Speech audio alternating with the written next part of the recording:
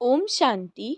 आज बाप दादा के 12 फरवरी 2023 के अव्यक्त महावाक्य हैं। रिवाइज डेट है 16 दिसंबर 1993। आज की ज्ञान मुरली का शीर्षक है सच्चे स्नेही बन एक बाप द्वारा सर्व संबंधों का साकार में अनुभव करो। सच्चे स्नेही बन एक बाप द्वारा सर्व संबंधों का साकार में अनुभव करो। आज विश्व स्नेही बाप दादा अपने अति स्नेही और सदा बाप के साथी व सहयोगी आत्माओं को देख रहे हैं। चारों ओर की सर्व ब्राह्मण आत्माएं स्नेही अवश्य है। स्नेह ब्राह्मण जीवन में परिवर्तन किया है। फिर भी स्नेही 3 प्रकार के हैं। एक है स्नेह करने वाले, दूसरे हैं स्नेह निभाने वाले और तीसरे हैं स्नेह में समाये हुए। समाना अर्थात समान बनना। स्नेह करने वाले कभी स्नेह करते हैं, लेकिन करते करते कभी स्नेह टूट जाता है, कभी जुट जाता है। इसीलिए समय प्रति समय स्नेह जोड़ने में पुरुषार्थ करना पड़ता है, क्योंकि बाप के साथ साथ और कहाँ भी स्नेह, चाहे व्यक्ति चाहे प्रकृति के साधनों से, कहाँ भी संकल्प मात्र भी स्नेह जुटा है तो बाप से स्नेह करने वालों की लिस्ट में आ जाते हैं। स्नेह की निशानी है बिना कोई मेहनत के स्नेही की तरफ स्नेह स्वतः ही जाता है। जैसे स्थूल में देखते हैं, किसी से स्नेह होता है तो उसको याद करने की ज़रूरत नहीं पड़ती, उसकी याद स्वतः ही आती रहती है। तो ऐसी बाबा कह रहे हैं, स्नेह करने वाली आत्मा का हर समय, हर स्थिति, हर परिस्थिति में आधार अनुभव होता है। अगर साधनों से स्नेह है तो उस समय बाप से भी ज़्यादा साधन का आधार अर्थात सहारा अनुभव होता है। आगे बाबा ने कहा कि एक बल एक भरोसे की बजाय दूसरा भरोसा साथ साथ आवश्यक लगता है कुछ आत्माओं को। इसीलिए बाप के स्नेह द्वारा जो सर्व प्राप्ति का अनुभव है तो उसके बजाय दूसरे सहारे द्वारा अल्पकाल की प्राप्ति अपनी तरफ आकर्षित कर लेती है। इतना आकर्षित करती है जो उसी को आवश्यक समझने लगते हैं। लगाव नहीं समझते लेकिन सहारा समझते हैं। इसको कहा जाता है स्नेह करने वाले। मतलब समझा कि बाबा कह रहे हैं कि जो नॉर्मल स्नेह करते हैं ना, तो उनको अगर अल्पकाल के लिए किसी देहधारी से भी सहयोग मिल जाता है ना, तो फिर वो उसको आवश्यक समझने लग जाते हैं, क्योंकि उनका बाप से कनेक्शन बार बार टूट जाता है। फिर दुनिया माया उनको आकर्षित करने लग जाती है। पर बाबा कहते हैं कि आपको कोई भी अपनी तरफ आकर्षित ना करे, आपको बाबा को हमेशा याद रखना है। अब दूसरे बच्चे आते हैं स्नेह निभाने वाले। स्नेह करने के साथ साथ जिनमें निभाने की भी शक्ति है। निभाना अर्थात स्नेह का रिस्पॉन्स देना, रिटर्न देना। स्नेह का रिटर्न है जो स्नेही बाप बच्चों से श्रेष्ठ आशाएं रखते हैं, वो सर्व आशाएं प्रैक्टिकल में पूर्ण करना। रिश्तेदारी निभाने का मतलब होता है कि रिस्पॉन्स भी करना। तो बाबा कह रहे हैं कि स्नेह निभाने वाले जो बच्चे होते हैं ना, तो बाबा की आशाएं पूरी करते हैं। बाबा की आशाएं क्या है कि सब बच्चे अपने प्रैक्टिकल में लाए स्नेह को। तो निभाने वाले बहुत करके प्रैक्टिकल में दिखाते हैं, लेकिन सदा बाप समान अर्थात समाये हुए अनुभूति कभी होती कभी नहीं होती। फिर भी निभाने वाले समीप हैं पर समान नहीं है। निभाने वालों को निभाने के रिटर्न में पद्म गुना हिम्मत और उमंग उत्साह की मदद विशेष बाप द्वारा मिलती है। अब तीसरे बच्चे आते हैं जो स्नेह में समाये हुए हैं। तो उन आत्माओं के नयनों में, मुख में, संकल्प में, हर कर्म में सहज और स्वतः स्नेही बाप का साथ सदा अनुभव होता है। बाबा उनसे जुदा नहीं होता और वो बाबा से जुदा नहीं होता है। हर समय बाप के स्नेह के रिटर्न में प्राप्त हुई सर्व प्राप्तियों में संपन्न और संतुष्ट रहते हैं। तो किसी भी प्रकार का सहारा उनको आकर्षित नहीं करता, क्योंकि कोई ना कोई अल्पकाल की प्राप्ति की आवश्यकता किसी को भी सहारा बना देती है, संपूर्ण स्नेह में अंतर डाल देती है। पर बाबा से स्नेह है तो उन्हें और किसी के सहारे की अनुभूति नहीं होगी, बाबा से सर्व प्राप्तियाँ होंगी। अब अपने से पूछो मैं कौन, अपने को जान सकते हो ना।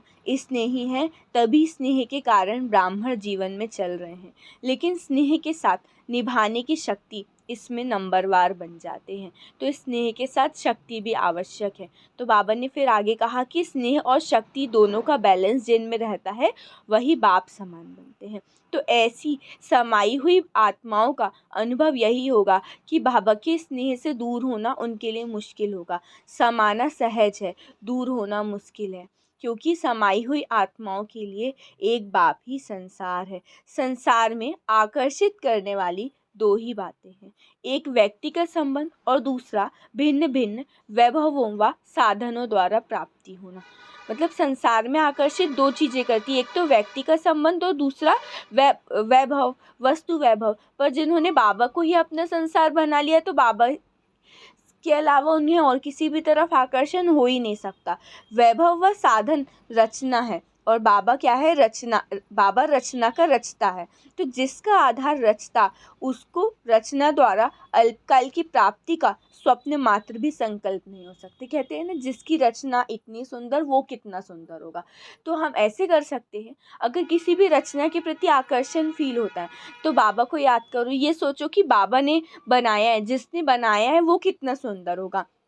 बाबा क्योंकि रचता है, तो जिसका आधार रचता है तो उसको रचना द्वारा अल्पकाल की प्राप्ति का स्वप्न मात्र भी संकल्प नहीं हो सकता। बाप दादा को कभी कभी बच्चों की स्थिति देख हंसी आती है। चलते चलते बीज को छोड़ टाल टालियों में आकर्षित हो जाते हैं। कोई आत्मा को आधार बना लेते हैं, कोई साधनों को आधार बना लेते हैं, क्योंकि बीज का रंग रूप शोभनिक नहीं होता, लेकिन टाल टालियों का रूप बड़ा शोभनिक होता है। तो बाबा ने फिर आगे कहा, देहधारी के संबंध का आधार देहभान में सहज अनुभव होता है और बाप का आधार देहभान से परे होने का अनुभव कराता है। तो सबसे बड़ी चीज़ एक ये है कि जिनकी आत्मिक स्थिति होगी ना, उन्हीं को बाबा के प्यार की सच्ची अनुभूति होगी, क्योंकि जो खुद भी देह में रहेंगे तो उन्हें देह ही आकर्षित करेगी। बाप दादा देख देख मुस्कुराते हैं। उस समय की स्थिति हंसाने वाली होती है। किस समय की स्थिति? जब बाप दादा देखते हैं कि बच्चे टाल टालियों में आकर्षित हो रहे हैं। जैसे आप लोग क्लासेस में व भाषणों में एक तोते की कहानी सुनते हो, उसको मना किया कि नलके पे नहीं बैठो, लेकिन वो नलके पर बैठ के बोल रहा था। ऐसे बच्चे भी उस समय मन में अपने अपने आप से एक तरफ सोचते हैं कि एक बाप दूसरा ना कोई, बार बार अपने आप से रिपीट भी करते, लेकिन साथ साथ ये भी सोचते रहते कि स्थूल में तो सहारा चाहिए, बाबा तो निराकार है। तो उस समय हंसी आएगी ना, उस समय फिर माया चांस लेती है। माया ट्राई करती है बीच बीच में आके, बुद्धि को ऐसा परिवर्तन करेगी जो झूठा सहारा ही सच्चा सहारा अनुभव होगा।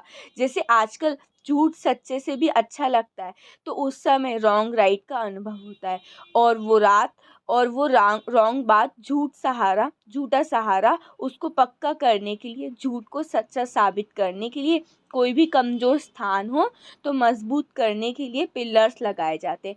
तो माया भी जो कमज़ोर संकल्प है उसको मजबूत बनाने के लिए बहुत रॉयल पिलर्स लगाती है। क्या पिलर लगाती है? तो माया संकल्प देती है कि ऐसा तो होता ही है, कई बड़े बड़े भी ऐसा करते हैं, ऐसे ही चलते हैं, या कहते हैं अभी तो पुरुषार्थ ही हैं, संपूर्ण थोड़े ना हुए हैं, तो ज़रूर अभी कोई ना कोई कमी तो रहेगी, आगे चल संपूर्ण बन जाएंगे। तो ऐसे ऐसे व्यर्थ संकल्प रूपी पिलर्स कमज़ोरी को मजबूत कर देते हैं।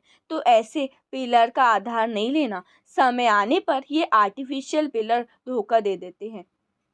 सर्व संबंधों का सहारा एक बाप सदा रहे, ये अनुभव कम करते हो तो इस सर्व संबंधों के अनुभव को बढ़ाओ। सर्व संबंधों की अनुभूति कम होने के कारण कहीं ना कहीं अल्पकाल का संबंध टूट जाता है। स्थूल जीवन में भी स्थूल रूप का सहारा व हर परिस्थिति में स्थूल रूप का सहारा सहयोग देने वाला एक भगवान है।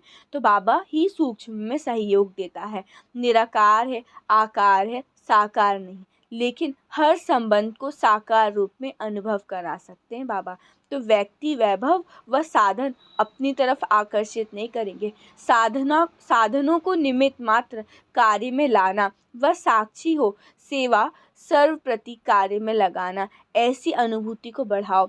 सहारा नहीं बनाओ, निमित्त मात्र हो। इसको कहा जाता है स्नेह में समाई हुई समान आत्मा।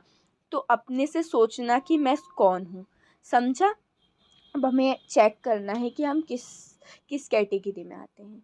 अच्छा, अब बाप दादा का याद प्यार सुन लेते हैं। सदा स्नेह में समाये हुए समान आत्माओं को, सदा एक बाप से सर्व संबंध का अनुभव करने वाली आत्माओं को, सदा एक बाप को आधारभूत सच्चा सहारा अनुभव करने वाली आत्माओं को, सदा सर्व प्राप्ति रचता बाप द्वारा अनुभव करने वाली आत्माओं को, सदा सहज स्वतः एक बल एक भरोसा अनुभव करने वाली सच्ची स्नेही आत्माओं को बाप दादा का याद प्यार और नमस्ते। अब कहो, हम रूहानी बच्चों की रूहानी बाप दादा को याद प्यार, गुड मॉर्निंग और नमस्ते नमस्ते नमस्ते। शुक्रिया बाबा, शुक्रिया। आगे बाबा ने कुछ पर्सनल मुलाकात की है। साधारणता को समाप्त कर विशेषता के संस्कार नेचुरल और नेचर बनाओ। अपने को सदा संगम युग के रूहानी मौजों में रहने वाले अनुभव करते हो। मौजों में रहते हो व कभी मौज में कभी मूंझते हो या सदा मौज में रहते हो। क्या हाल चाल है, बाबा पूछ रहे हैं। कभी कोई ऐसी परिस्थिति आ जाए, कोई ऐसी परीक्षा आ जाए तो मूंझते हो थोड़े टाइम के लिए। तो उस थोड़े टाइम में अगर आपको काल आ जाए तो फिर क्या करोगे। अकाले मृत्यु का समय है, तो थोड़ा समय भी अगर मौज के बजाय मूंझते हो और उस समय अंतिम घड़ी हो जाए तो अंतमति सो गति नहीं होगी। इसीलिए सुनते रहते हैं सदा एवर रेडी। एवर रेडी का मतलब है कि समस्याएं संपूर्ण बनने में विघ्न रूप नहीं बने। अंत अच्छी तो भविष्य आदि भी अच्छा होता है। तो एवर रेडी का पाठ इसीलिए पढ़ाया जा रहा है। ऐसे नहीं सोचो कि थोड़ा समय होता है, लेकिन थोड़ा समय भी, एक सेकंड भी धोखा दे देता है। वैसे सोचते हैं ज़्यादा टाइम नहीं लगता, ऐसा 2-4 मिनट चलता है, लेकिन एक सेकंड भी धोखा देने वाला हो सकता है। तो मिनट की बात ही नहीं सोचो, क्योंकि सबसे वैल्यूएबल आत्माएं अमूल्य आत्माओं का कोई दुनिया वालों से मूल्य नहीं कर सकते। दुनिया वाले तो आप सबको साधारण समझेंगे, लेकिन आप साधारण नहीं, आप विशेष आत्माएं हो। विशेष आत्मा का अर्थ ही है जो भी कर्म करे, जो भी संकल्प करे, जो भी बोल बोले, हर बोल और हर संकल्प विशेष, साधारण नहीं हो। समय भी साधारण रीति से नहीं जाए, हर सेकंड और हर संकल्प विशेष हो, इसको कहा जाता है विशेष आत्माएं। तो विशेष करते करते साधारण नहीं हो जाए, ये चेक करो। कई ऐसे सोचते हैं कोई गलती नहीं की, कोई पाप कर्म नहीं किया, कोई वाणी से भी उल्टा सुल्टा शब्द नहीं बोला, लेकिन भविष्य और वर्तमान श्रेष्ठ बनाया। बुरा नहीं किया लेकिन अच्छा भी नहीं किया। सिर्फ ये नहीं चेक करो कि बुरा नहीं किया, लेकिन बुरे की जगह पर अच्छे से अच्छा किया या साधारण हो गया। बाबा ने एक बार मुरली में कहा था कि आप ब्राह्मण आत्माएं हो, आप विशेष आत्माएं हो। तो आप व्यर्थ संकल्प को तो ऑब्वियसली चेक करो ही करो। व्यर्थ संकल्प तो आपको चलाना नहीं है, पर साधारण संकल्प भी नहीं चलाना है, आपको श्रेष्ठ संकल्प चलाना है। तो यही बाबा सिमिलर बात कर रहे हैं कि आप ये तो देखते हो कि हमने किसी का बुरा नहीं किया, पर ये भी देखो कि क्या हमने बुरा नहीं किया तो क्या हमने अच्छा किया। तो अच्छा अगर नहीं करेंगे तो खाता कैसे जमा होगा। तो बाबा ने ऐसा कहा कि अभी का जमा किया हुआ भविष्य अनेक जन्म खाते रहेंगे। तो जो जितना जमा होगा उतना ज़्यादा खाएंगे। अगर जमा कम किया तो कम खाना पड़ेगा, अर्थात प्रारब्ध कम होगी। लेकिन लक्ष्य है श्रेष्ठ प्रारब्ध पाने का। या साधारण भी हो जाए तो कोई हर्ज नहीं, स्वर्ग में तो आ ही जाएंगे, दुख तो होगा नहीं, साधारण तो बनेंगे, क्या हर्ज है। तो बाबा ने कहा देही अभिमानी अवस्था नेचुरल नेचर हो जाए। जो नेचर होती है स्वतः अपनी काम करती है, सोचना नहीं पड़ता। फिर आगे बाबा ने कहा जो नेचर होती है उसमें मेहनत नहीं होती। किसी का नेचर रमणीक है तो स्वतः रमणीकता चलती रहती है, तो उसको पता भी नहीं चलेगा कि मैंने क्या किया। तो ऐसे ही बाबा ने कहा कि जो श्रेष्ठता है आप उसको अपनी नेचर बना लो, विशेषता की भी नेचर हो जाए। कोई पूछे आपकी क्या नेचर है तो सबके दिल से निकले हमारी नेचर ही विशेषता है। साधारण कर्म की समाप्ति हो गई क्योंकि मरजीवा हो गए, तो साधारणता से मर गए, विशेषता में जी रहे हैं, माना नया जन्म हो गया। साधारणता पास्ट जन्म की नेचर है, अभी की नहीं, क्योंकि नया जन्म ले लिया। तो नए जन्म की जो नेचर है विशेष है, विशेषता है। ऐसे अनुभव हो तो अभी क्या करेंगे, साधारणता की समाप्ति करना है। संकल्प में भी साधारणता नहीं। माताएं मौज में रहती हैं, कितना भी कोई मूंझने की कोशिश करे, लेकिन आप मौज में रहो। मूंझाने वाला मूंझ जाए, लेकिन आप नहीं मूंझो, क्योंकि अज्ञानियों का काम है मूंझाना और ज्ञानियों का काम है मौज में रहना। तो वो अपना काम करे और आप अपना काम करो, सदा मौज का अनुभव करो। जब होंगे तब कह सकेंगे, जो होगा ही नहीं तो कह भी नहीं सकता। चैलेंज कर सकते हैं, तो हम मूंझने वाले नहीं, क्योंकि विशेष आत्माएं हैं। क्या याद रखेंगे? तो मौज में रहने वाली विशेष आत्मा है। ऐसी हिम्मत वाले हो ना, हिम्मत वालों की मदद स्वतः भगवान करता है। अच्छा, वरदान है, सहज विधि द्वारा विधाता को अपना बनाने वाले सर्व भाग्य के खजानों से भरपूर भव।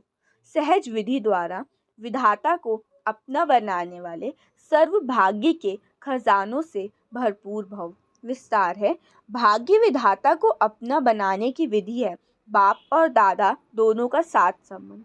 कई बच्चे कहते हैं हमारा तो डायरेक्ट निराकार से कनेक्शन है, साकार ने भी तो निराकार से पाया, हम भी उनसे सब कुछ पालेंगे। लेकिन ये खंडित चाबी है, सिवाय ब्रह्म कुमार कुमारी बनने के भाग्य नहीं बन सकता। साकार के बिना सर्वभाग्य को भंडारे का मालिक नहीं बन सकते, क्योंकि भाग्य विधाता भाग्य बांटते ही हैं ब्रह्मा द्वारा। तो विधि को जानकर सर्वभाग्य के खजानों से भरपूर बनो। स्लोगन है, स्वयं से, सेवा से, सर्व से संतुष्टता का सर्टिफिकेट लो तो सिद्धि स्वरूप बनेंगे। स्वयं से, सेवा से, सर्व से संतुष्टता का सर्टिफिकेट लो, तब सिद्धि स्वरूप बनेंगे। अच्छा, ओम शांति, ओम शांति, ओम शांति।